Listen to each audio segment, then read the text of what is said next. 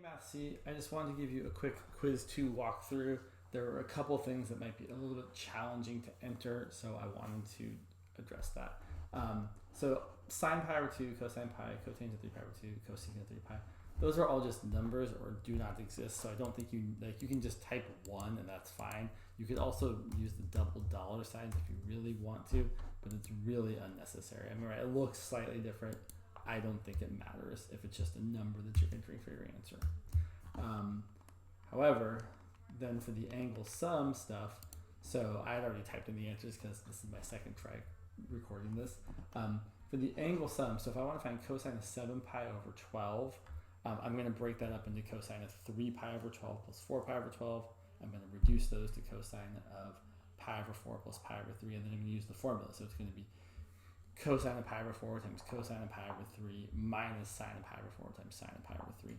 That ends up being the square root of 2 times over 2 times 1/2 minus the square root of 2 over 2 times the square root of 3 over 2, which ends up being the square root of 2 over 4 minus the square root of 6 over 4. And then we write it as one fraction, which is just the square root of 2 minus the square root of 6 over 4. So I can type this out again just so you can see it, but then you can see it right there, you can pause it. But basically I'm just doing double dollar sign and I'm doing a fraction. And then I like to do there's the top of my fraction in those braces. So the top is going to be the square root of, I forgot what I said. Square root of 2 minus square root of 6, yeah. So backslash sqrt of 2, and then minus backslash sqrt of 6. And then in the denominator, we just get 4. And there we go. Square root of 2 minus square root of 6 all over 4. For sine of 19 pi over 12, we do the same sort of thing, right? We break 19 pi over 12 up into fractions that will reduce. So I broke it up into 3 pi over 12 and 16 pi over 12, which then reduces down to pi over 4 and 4 pi over 3. And so then sine of pi over 4 plus 4 pi over 3. And again, this is where you're going to want to write down your work. I wrote down all this work into it, and then you're going to submit that in Canvas after you've done this quiz. So sine of pi over 4 is root 2 over 2, cosine of 4 pi over 3 is negative 1/2, plus then cosine of pi over 4 is root 2 over 2, and sine of 4 pi over 3 is negative root 3 over 2. So that ends up being negative root 2 over 4 minus root 6 over 4. And so instead of typing that all again, you could just go back and copy this, and then I already have it in here, and then you could paste it there. Now that's not the right answer. I needed negative square root of 2 minus square root of 6 all over 4. And then one thing to be aware of is that's a fine way of writing it. If you wanted to, you could instead write it like this, where you bring the negative out in front of the fraction. But if you do that, then the negatives in the numerator change to both being positive. It's like I distributed or factored out the negative sign is the word I'm actually looking for. So either way of writing it would be correct. Negative root 2 minus root 6 all over 4, or negative pause root 2 plus root 6 all over 4. And then for this half angle one, so if we're trying to find sine theta, it's equal to plus or minus the square root of 1 minus cosine of 2 theta over 2, or you can use this alternative way of thinking about it. I don't like this one as much. So I'm trying to find sine of 9 pi over 8. I'm going to say, well, that's going to be negative, right? So I know it's negative because 9 pi over 8 is in quadrant 3. So I'm using this formula. It's negative square root of 1 minus cosine of 9 pi over 4 all over 2. So cosine of 9 pi over 4 is positive root 2 over 2. So my original answer looks like the square root of 1 minus root 2 over 2 all over 2, which is definitely not what I've written here.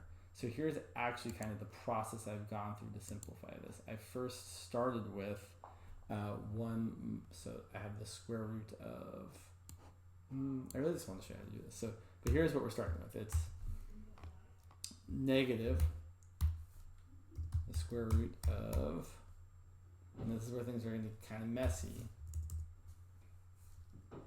1 minus the square root of 2 over 2, so fraction, and then it's a square root in the top,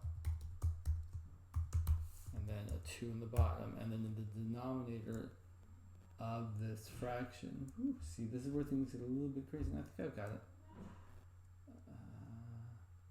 Sorry, so if you're not sure if you've done it right, let's click off it. That seems not right. I need all of that over 2 in there. So I need to do a fraction for everything inside the square. So I need a backslash frac And then all of that stuff inside the square root needs to be in the top, and then like that. So that's the beginning of what it looks like. And now that's not simplified. So what we do is multiply by 2 over 2. So we get 2 minus root 2 in the top and 4 in the bottom. But then the square root of 4 is equal to 2. So that's how we get to where we want to be. So I can multiply this by 2 over 2. So multiply the top by 2. So we get rid of a 2 there. Get rid of a 2 there. And multiply the bottom by 2.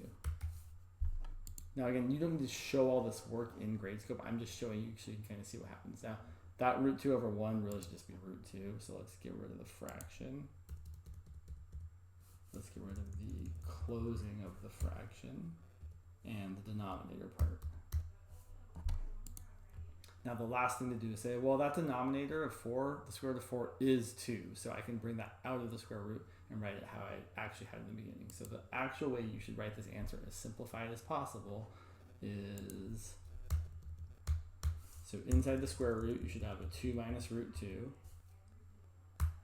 And then, so there's my square root of 2 minus root 2. And then that needs to be the top of my fraction. So I know I want all of that in the numerator of fraction, so I do backslash frac, open the brace, and then at the end of that, close the brace. I think I might have erased one of my braces. I'm closing the brace there for the square root, and then I'm closing the brace for the fraction. And then open the brace for the denominator, put a 2 in there, and then hopefully that was right. Looks good. For this last one here, it's not really it's not challenging to enter into Gradescope. You just have to do the work. So I know that for sine of if cosine of theta is negative 8 9ths, I'm going to draw a triangle where 8 is the adjacent, 9 is the hypotenuse. I'm going to find the third side using the Pythagorean theorem to be the square root of 17. So then I know that sine of theta is opposite over hypotenuse, which is the square root of 17 over 9. And then I can find cosine of 2 theta as cosine squared theta minus sine squared theta. So cosine squared theta is going to be negative 8 9ths squared, which is 64 over 81. And sine squared, so minus sine squared theta, well, square root of 17 squared is 17 over 9 squared is 81. So it's 64 minus 17 over 81, which is going to be 47 over 81. And if you didn't want to type the math stuff, you could really just type 47 over 81, which would be perfectly fine. Or you could do it the math typey way and do double dollar signs, backslash frac, 47 over 81. That's also fine. Either way, oops, I said I didn't. So if you look here, I accidentally used a bracket instead of a brace, so I will fix that. Now it looks right. All right, good stuff. And then I would submit it and view my submission and be like, cool, I did everything.